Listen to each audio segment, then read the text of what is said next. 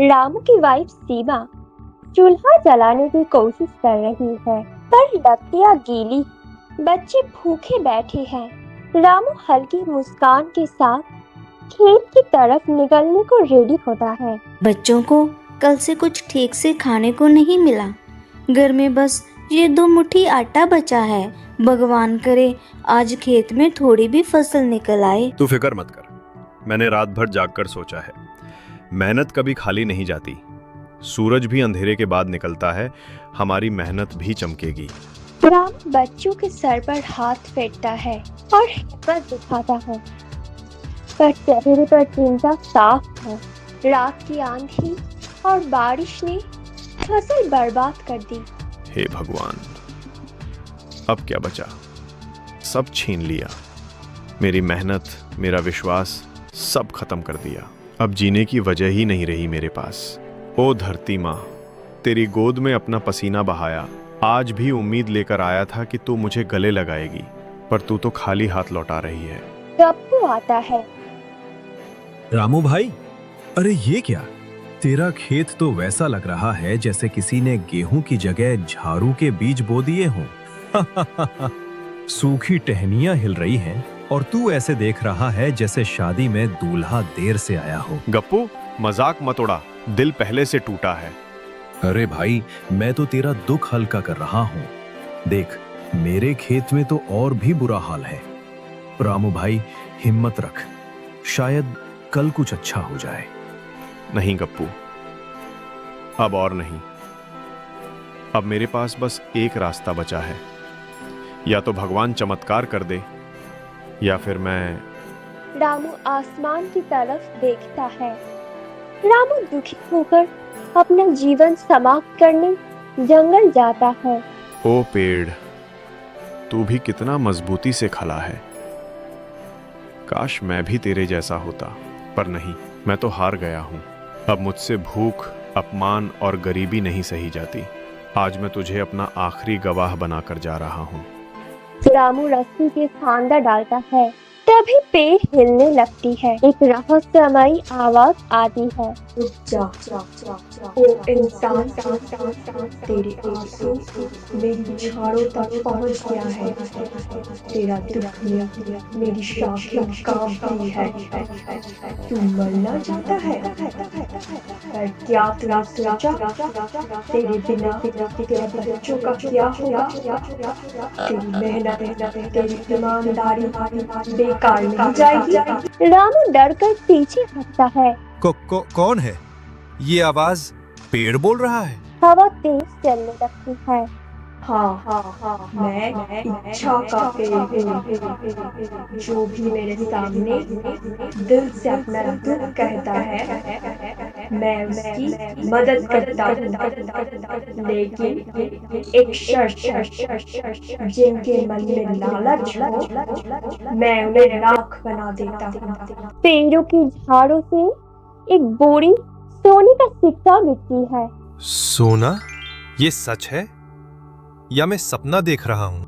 ये तेरे आंसू की कीमत है, पर याद रख, सोना रख।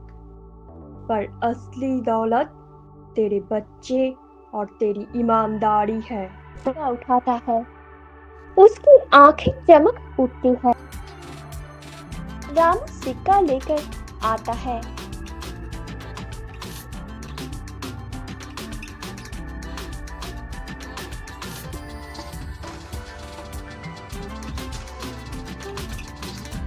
भाग्यवान, घर के अंदर चलो। ये देखो, सोने के सिक्के से भरी हुई पोटली। ये मुझे एक जादुई इच्छा पेड़ ने दिया है। जब हमारी फसल बर्बाद हो गई, तब मैं अपना जीवन समाप्त करने जंगल की ओर गया। जिस पेड़ पर फंदा डाला, वो ही एक जादुई पेड़ निकला।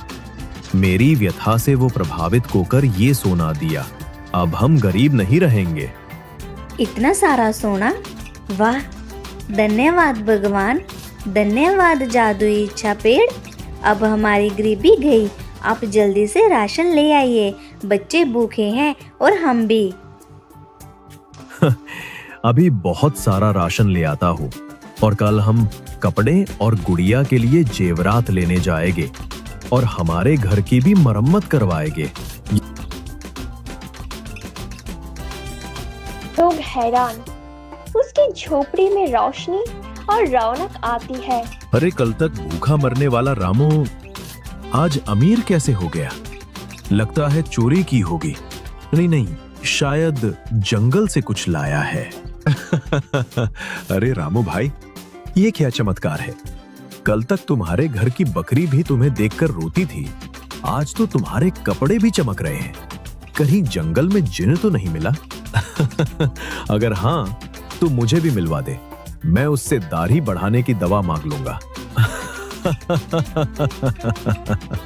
गप्पू भी लालच में जंगल जाता है। ए इच्छा का पेड़, सुना है तू सोना देता है, मुझे भी दे दे, लेकिन नकली नहीं, असली। और हाँ, साथ में एक मोटरसाइकिल भी दे देना, गांव में धाक जमाऊंगा। पेड़ों के झाड़ों में हलचल होती है, बिजली कड़कती है। लालच है तेरा भाग्य काला कदम रहा। गप्पू डर कर भागता है, गिरता पड़ता है। रामू पेड़ के नीचे आता है, सिक्के हाथ में लेके। हे पेड़, मैंने तेरी दया देखी, तेरा चमत्कार देखा, पर मैं जानता हूँ ये सोना मुझे और लालची बना सकता है। मैं चाहता हूँ कि ये सोना सिर्फ मेरे लिए नहीं, पूरे गांव के लिए हो। हर भूखा पेट भरे, हर बच्चा पढ़े। पेड़ चमक उठता है, जंगल सुनहरी रोशनी से भर जाता है। सच्चा जादू तेरा दिल है रामू। तू चाहता तो अपना विनाश, पर तूने सबका कल्याण चुना। याद रख, पेड़ तभी फलता है जब उसकी छांव सबको मिले। गांव खुशहाल हो जाता है, लोग गाते हैं। गप्पू आता है, हंसते हुए कहता है, रामू भाई, सोना बांट दिया, मोटरसाइकिल नहीं मांगी, लेकिन कोई बात नहीं, मैं पैदल ही सही तुम्हारी खुशियों का जश्न मनाऊंगा। गांव वाले रामू की नए सुख समृद्धि देखकर हैरान। उसकी झोपड़ी अब पक्का मकान बन गई है, बच्चों के अच्छे कपड़े हैं। अरे ये रामू तो कल तक सूखी रोटी भी मुश्किल से खाता था, आज देखो उसके घर से खुशबूदार खाना आ रहा है। मोटा लालची आदमी आंखों में चमक गुस्से से बोलता है, ये कैसे हो सकता है? रामू जैसा गरीब किसान अचानक अमीर बन गया। कुछ न कुछ राज हैं इसके पीछे, और मैं वो जान कर रहूंगा। हाँ बहन, और देख, उसके बच्चे सोने की चूड़ियां पहन रहे हैं। रामू के भाग्य जाग गए। रामू बच्चों को खाना खिला रहा है। सीमा मुस्कुराती है, तभी दरवाजे पर जोर की दस्तक होती है। सेठ बाबूलाल घुस आता है। रामू, ये सब कैसे हुआ? तेरे पास अचानक पैसा कहाँ से आया? सच सच बता, वरना गांव में तुझे बदनाम कर दूंगा। रामू घबरा जाता है। गप्पू कोने से देखता है। रामू मजबूरी में सर झुका लेता है। सीमा रो पड़ती है।